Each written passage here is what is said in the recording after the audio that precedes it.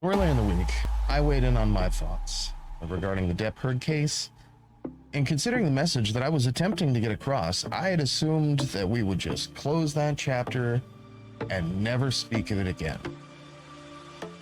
And yet, here we are.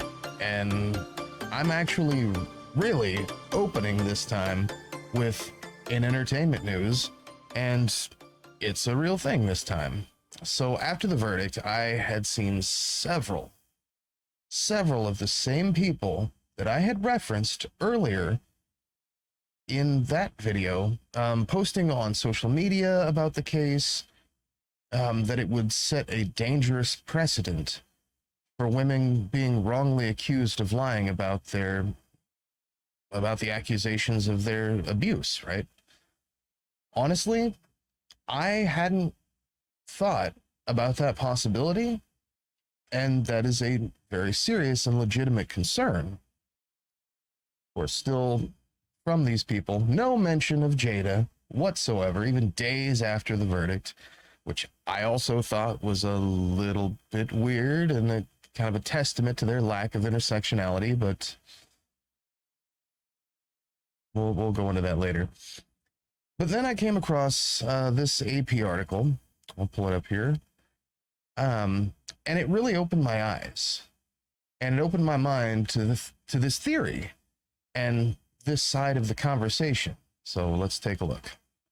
Depp Heard trial, advocates fear chilling effect on accusers. The call came Thursday, only a day after Johnny Depp Amber Heard verdict, to a free clinic for domestic violence victims in Atlanta, Georgia. The woman wanted to pursue her abuse claims, but she was worried.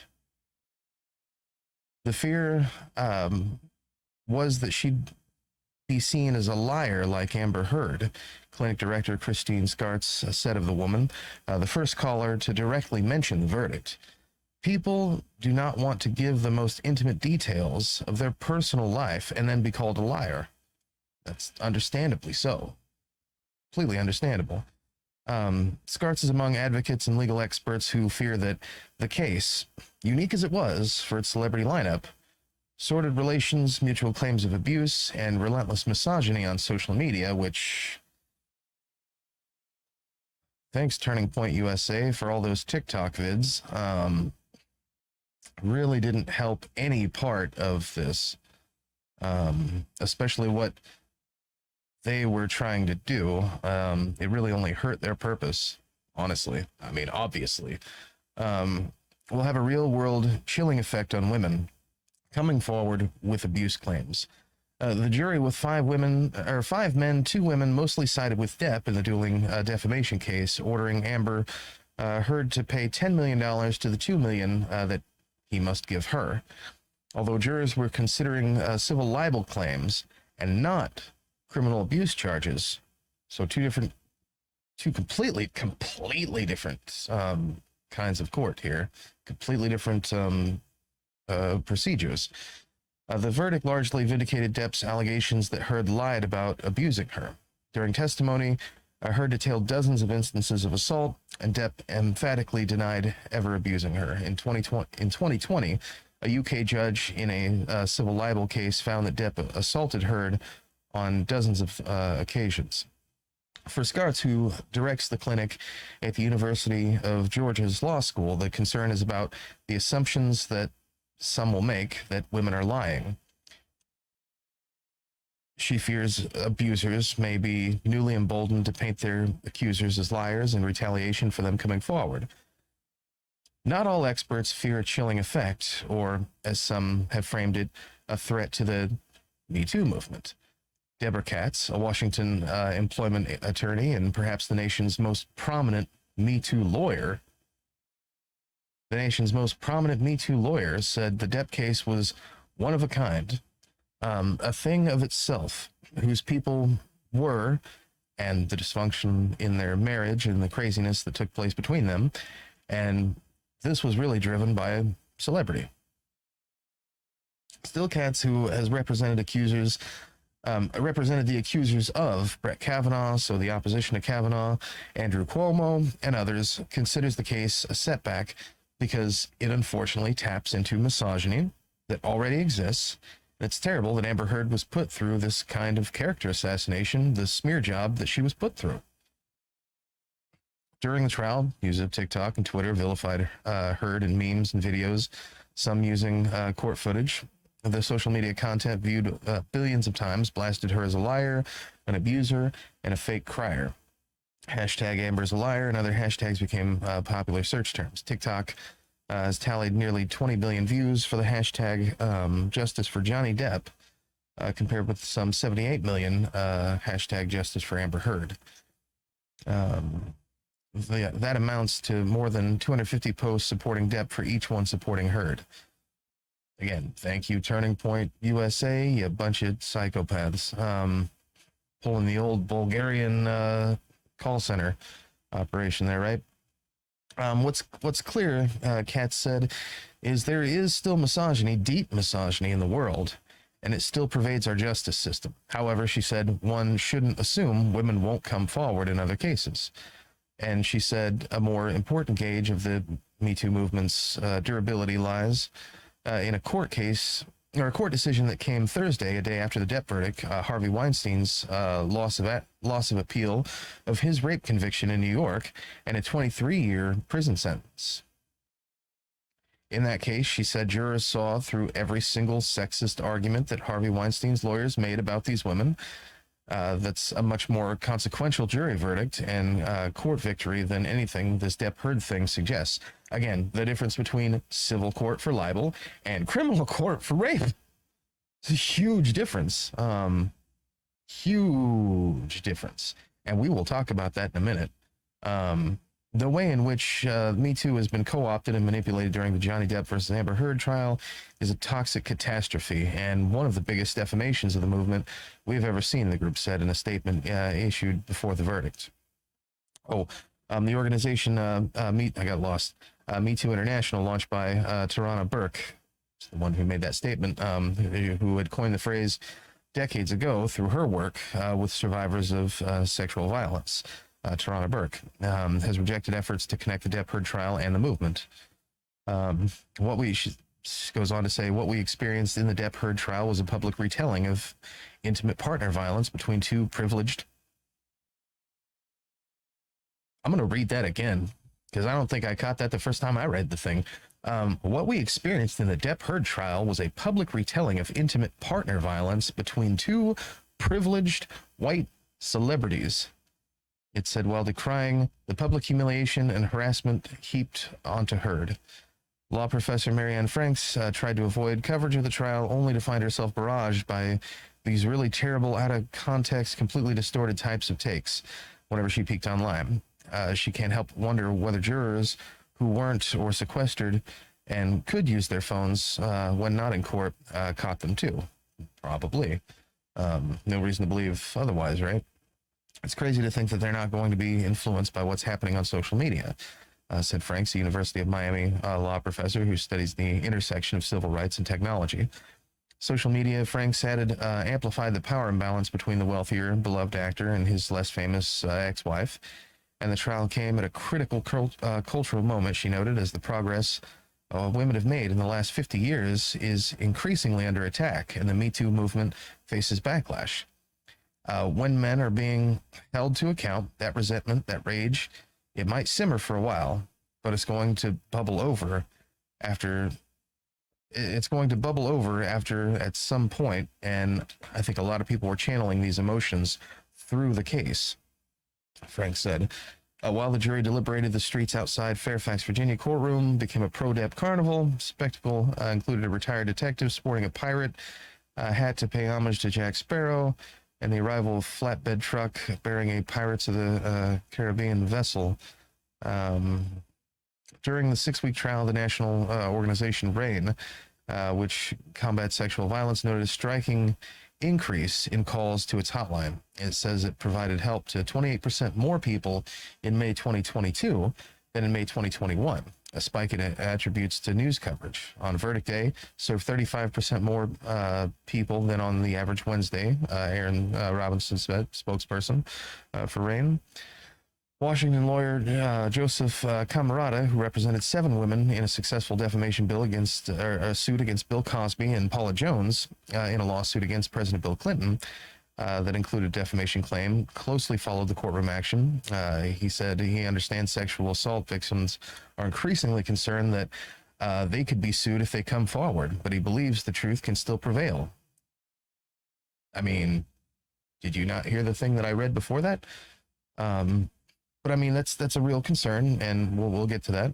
The trial pitting Heard against Depp, he said, reflected only their relationship and doesn't mean that in all cases the accused now has an advantage. It is a story of these 2 people, he said at the trial, a public story about their private life. And a woman who feels aggrieved should have an opportunity to have her day in court. Her case will be judged on the facts of the case, not on Johnny Depp's case, not on any case, but on her case. But Scartz at the Georgia clinic worries that the accused may decide it's worth it to take a chance, roll the dice, and call her a liar. See what happens, you know? You don't lose anything at this point. Those of us who work on the front lines of all these sorts of cases, we will do our best to convince our clients to go ahead and seek the relief that they need. But we'll see. We may never be able to definitively say this had an effect because you don't know who isn't calling you. I mean, completely legitimate concern. Honestly, I mean, one could also make the argument that because of the opinions of the court, that it could go the other way also in some sort of a retaliatory way.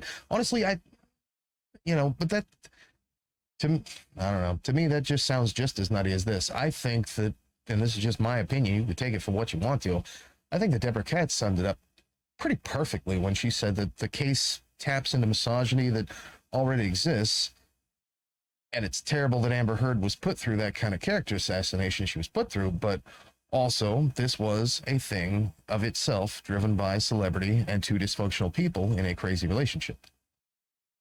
But I mean, don't get me wrong, this is a real concern for abused women, absolutely. That fear and concern was present before this case. But will the outcomes of future cases of abuse be strengthened against the victims, against the victims, of violence and domestic abuse in the future? I would say no. Oh, God, I could just smell the unsubscribes. Listen, I have no more reason to believe that precedent was set here for the accused than I do for the accuser, though. I mean, does this case also set a precedent that judges and jurors who disagree with the verdict of Johnny Depp and Amber Heard will now use this, to favor the accused? It's just as preposterous. It's just as ridiculous to assume as such. And who are the people that are pushing this nonsense on social media that even brought this to my attention? Because again, I saw this before I read the article. I saw a couple of articles in some local papers, local news feeds and local TV stations that covered something similar. But who are the people on social media that attracted my attention so much that I even took the time to read this AP article that are pushing this nonsense? The people in my camp, actually. The very same people who have been screaming for weeks that no one can know for sure what goes on in their personal relationship, which it clearly has been nothing but code for we've already decided that he's a monster and that she's innocent. I know. What a horrible thing for a man to say, right? And I agree. But it's true. And you know it's true because that's what I've been saying also. But I'm also one of the few people who still says as such, that we don't know what goes on in their personal relationship and they both are toxic people. Not, we don't know what goes on in their personal relationship and they're both toxic people and I can't believe that he won the libel case.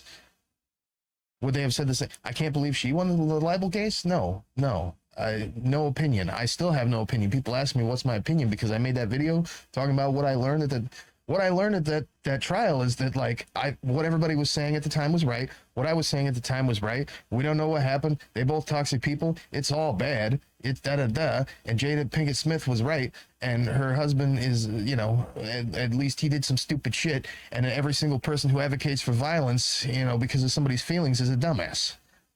I said it then. I said it now. That's the difference. I didn't change my opinion when the verdict came out on this case. I didn't stop talking about Jada when she came out and said that Will Smith and Chris Rock both need to just chill the fuck out. Dig around. You'll see it. You'll see it if you don't already know, you know, the kind of people that I'm talking about. The loudest voices on the left clamoring for what Will Smith did and in indirect support of Amber Heard are now silent about Jada and screaming at the top of their lungs about Amber.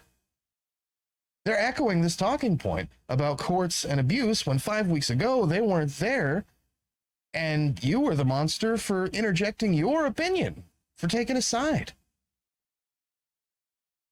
And they were right. I know this firsthand. I know this firsthand because today marks the day that a former employee of mine was set to stand trial for statutory sodomy. Today would have been the day that his verdict would have been read. And in these cases, your chances of being found innocent by a jury of your peers, regardless of the evidence, well, look it up. I think you might be horrifyingly surprised. Right now, the audience is looking around, scratching their heads and thinking, well, Chainsaw, how do you know that he was innocent? Well, I know that he was innocent because I spent 100% of my time with the guy and his kid at that time. And so after the state kidnapped his kid 4 years ago from school, I was the only one of 2 eyewitnesses called to testify on his behalf. And after a 4-year investigation and thousands of dollars of bond payments, the charges were finally dropped less than a month from his court date. Prosecution claimed that he beat his kid with a stick and that I stepped in between them like some kind of goddamn Marine to defend her from him bashing her with a stick. So I'm me. I'm either a monster covering up for a child molester, or I'm literally stepped in and used myself as a human shield to stop a child being thrashed with an imaginary stick. The state couldn't figure it out, but that's what they drafted in their official charges against the poor guy. And you already saw my stance on, you know, whether or not I'm a coward, so let's not even go there. As far back as I can remember, I had never even been in an argument with the dude until literally, actually, it was slightly over a year after the fact, and that argument was over verbiage in a contract to a customer. He felt that I was a little bit too wordy, and considering it was a contract for a paint and floor job, he might have actually been right. But, you know, I want to be precise, matter of fact. Try not to get screwed on these jobs. But, you know, and that was it. So, yes, people lie. And they lie about really important shit. And the Depp Heard case was a thing of itself. It was a civil case, not a criminal one. In a criminal case, the prosecutor's job is fucking easy. Show any direct evidence whatsoever, and the accused is done for. Honestly, you don't, as we just discussed, you don't even have to have any evidence whatsoever. And statistically speaking, the jury will just buy the bullshit because you've already painted the person as a monster. I mean, look at the reaction of the audience right now. Looks like this. Or it's a blank screen because you're watching something else and I'm an asshole. I mean, this was a libel case, civil court. Things work completely differently. You can call it mansplaining if you want to. But if you've never actually been there, if you've never actually been in the courtroom, you never actually spoken with the prosecutor from that side of the table, then you really have no concrete evidence, no concrete opinion to base this concern off of. You're just floating on the bullshit that you've gathered over your opinion of bullshit that you've heard from people talking bullshit. You want to know what's hard? Do you want to know what's really hard? Keeping something like this private. for 4 years, and then coming out and telling this story knowing full well that people who hear it are now going to think that I'm some kind of a monster. That is just as hard as when people actually have that evidence. When people are actually victims of abuse and they speak up, that shit is hard. What I'm doing is hard. Anything having to do with any of this is hard. But I'll take it. I'll take it if it means that someone out there heard this message and the one that I mentioned before about people who defend bigotry over reproductive organs. If someone hears this and decides to start thinking critically about the Me Too movement, intersectionality, and bigotry, instead of just falling prey to taking sides and those who lie about taking sides. So let's practice some critical thinking, shall we? Let's talk about evidence. Do you still think that people won't believe victims of abuse after this? KY3, the place to be. Ex-wife accuses Missouri GOP Senate candidate of abuse. Former Missouri Governor Eric Greitens, now a leading Republican Senate candidate who was physically abusive and demonstrated such unstable and coercive behavior that steps were taken to limit his access to firearms, according to new allegations from his ex-wife revealed in court on Monday. The sworn affidavit from Sheena Greitens is part of an ongoing child custody dispute. Wow, imagine that. In Missouri. A public affairs professor at the University of Texas, she sought divorce from Greitens after a sex scandal that led to his resignation as governor in June 2018. She's now asking the court to move the custody case to Austin, in part to spare her children from renewed public attention as he's tries to mount a political comeback. An attorney for Sheena Greitens did not immediately respond to message seeking comment. In an emailed statement, Greitens' campaign manager Dylan Johnson called the allegations completely false and politically motivated. His ex-wife engaged in a last-ditch attempt to vindictively destroy her ex-husband, Johnson said. Eric has always been a great dad who loves his boys and has always put them first, and this is why he's filing for full custody of his children. Jesus Christ. The allegation could complicate his bid to emerge from Missouri's August 2nd primary as the GOP nominee and potentially jeopardize his party's chance to hold on to a key Senate seat in the general election. In the affidavit, Sheena Greitens casts her ex-husband as someone who threatened to use his political connections and influence in order to destroy her reputation to win custody of the children. Prior to our divorce, during an argument in late April 2018, Eric knocked me down and confiscated my cell phone, wallet, and keys so that I was unable to call for help or extricate myself and our children from our home. Sheena Greitens wrote in the filing, I became afraid for my safety and that our children at our home, later adding that his behavior included physical violence toward our children, such as cuffing our then 3-year-old son across the face at the dinner table in front of me and yanking him around by his hair. Once a swing state, Missouri has become more reliably Republican in years, with the race to succeed Roy Blunt is nonetheless receiving national attention because of the GOP, whatever. Other candidates in the race on Monday called for Greitens to end his campaign. Real men never abuse women and children, period, end of story. Who's that? All right. GOP U.S. Representative Vicky Hartzler said in a recorded statement posted on Twitter, it's time for Eric to get out of the Senate race and to get professional help. Missouri Republican Attorney General Eric Schmidt, who's also running, who's just a wonderful person on the inside and the outside. The behavior described in this affidavit is cause for Eric Greitens to be in prison, not on the ballot for U.S. Senate, says Missouri Attorney General Eric Potato Head Schmidt. Democrat Lucas Kuntz also said Greitens should immediately drop out.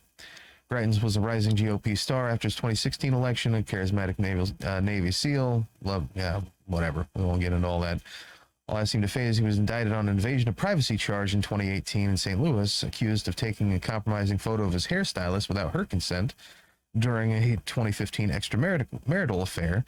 In short order, Missouri House Committee began investigating campaign finance issues because he was funneling money from his 501c6.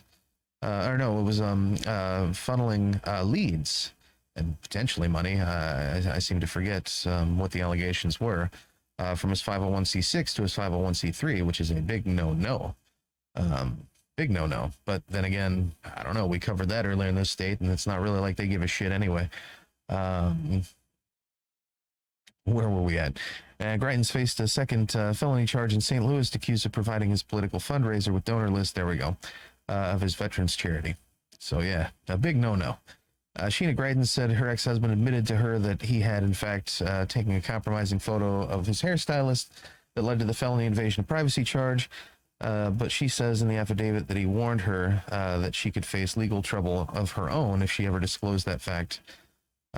She later learned that was not the case. Eric Greitens mostly kept a low profile after his resignation in 2018. That changed last year after the Missouri Ethics Commission found probable cause that the Greitens campaign broke finance law, but also found no evidence of any wrongdoing on the part of Eric Greitens individually. Sheena Greitens' affidavit, however, offers a bleak picture of his waning days as governor. At one point, she said Eric Greitens purchased a gun, but refused to tell her where it was. He also threatened to kill himself unless I provided specific public political support. The behavior was so alarming, she wrote, on the 3 separate occasions, February, April, and May 2018, multiple people other than myself were worried enough to intervene to limit Eric's access to firearms. At one point, Greitens made a reference to the fact that he had the children, and she didn't. And while trying to persuade Sheena Greitens to delete emails she had sent to the family therapist seeking help, according to the affidavit, Eric threatened to accuse me of child abuse if I did not delete the emails and convince the therapist to delete them. She also said that during the same phone call, Eric Greitens berated her as a hateful, disgusting, nasty, vicious, lying bitch. While we say that word on this program sometimes when appropriate. Sorry. While accusing her of providing information about him to prosecutors and the St. Louis Post-Dispatch. A few weeks later, he grew angry and confronted her when she tried to fly with the children to her parents' house. Jesus Christ. He then threatened to come to the airport and have me arrested for kidnapping and child abuse, saying that because of his authority as a former governor who had supported law enforcement, the police would support him and not believe me. Well, that sounds very Missouri, doesn't it? 2020, after informing Greitens that he had accepted a job at the University of Texas, she said he threatened to use his political influence to get my job offer revoked. Now that Eric's a candidate, Jesus. My relationship with Eric and the breakdown thereof and the existence of issues of custody between Eric are being rekindled and brought back into the public discussion. The weight of these intimidation factors justify moving the case to Texas, she wrote, where the reach of his power and influence is significantly less. So, look, folks, you tell me. Let's practice some critical thinking here. Let's talk about evidence. Do you think that the Johnny Depp Amber Heard case, do you still think that people won't believe victims of abuse after this? My God.